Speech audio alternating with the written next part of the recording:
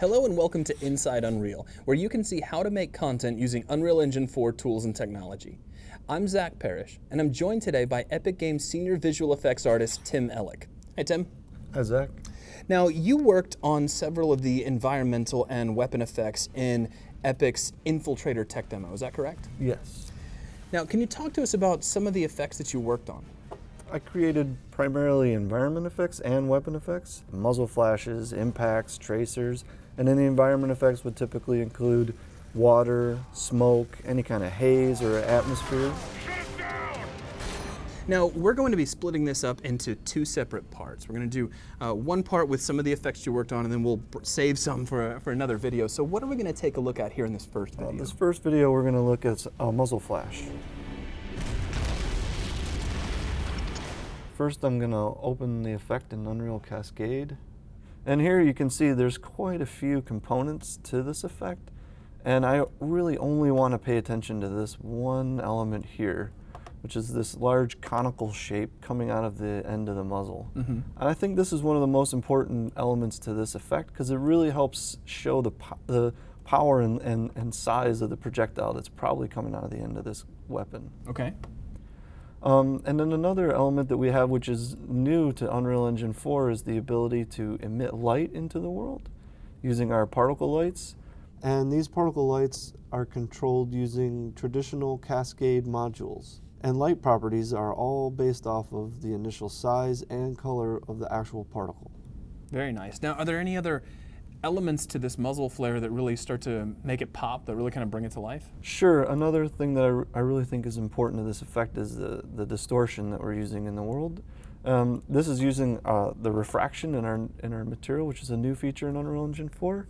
We had distortion in Unreal 3, but in Unreal 4 we have refraction now. And I really feel like this helps connect the effect to the world and just sort of pushes the pixels around and really gives you the sense that it's part of the environment. And so here, if I just re-enable all the different elements, you can see the muzzle flash has some venting coming out of the sides, and there's several different components that really help show you that this is also an automatic weapon. Yeah, that just looks like it should be loud and powerful and should be able to stop a raging elephant. Now, I also noticed that we've got some shell casings flying out of the side of the gun. Yes, the shell casings are, again, they're being emitted through the effect, which is great because now I can control those all in one location. So you're saying that the muzzle flash and the shell casing coming out are all part of the exact same effect? Yes, the shell casings are in local space, so they inherit the transforms of the weapon, and then I just offset their position so that they eject from the right location on the side of the gun. And if I fly up over here, you can see our giant robot here. And he's just pouring shells out into the environment. He burns through the ammo. Yeah, and using a CPU system, I can track the position of these shells and then emit smoke from each shell as it's falling through the world. I see this guy's also got tracer fire as well. Yes. Now, is that part of his muzzle flash effect, or is Yeah, that separate? The tracer is bundled with the muzzle flash. It helps us show the direction without having to add another component and then track two items in Matinee. I can just fire off one effect.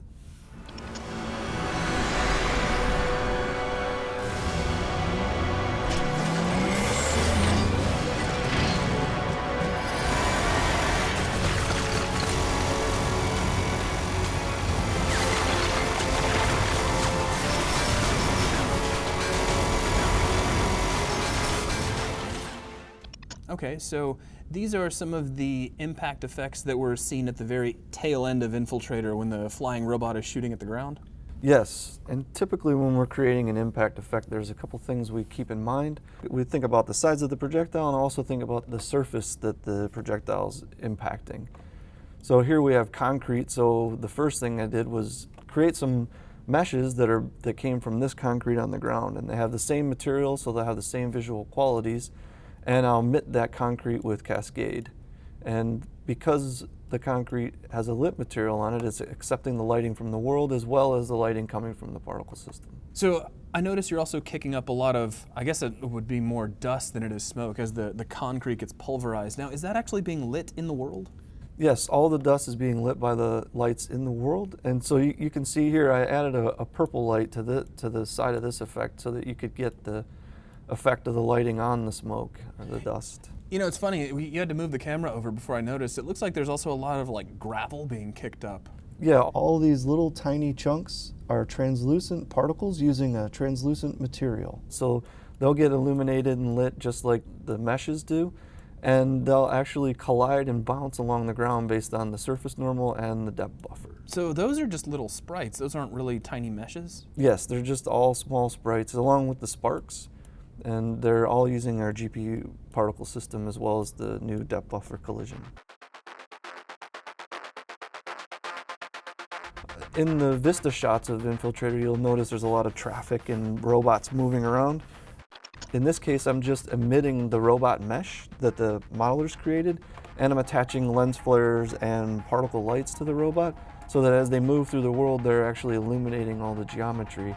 And you can see more of them back here in the background. We use those extensively in the Vista shots to just add an extra detail to the world. That is too cool. Well, thank you very much for your time, and thank you all for joining us, and we will see you all on the next Inside Unreal.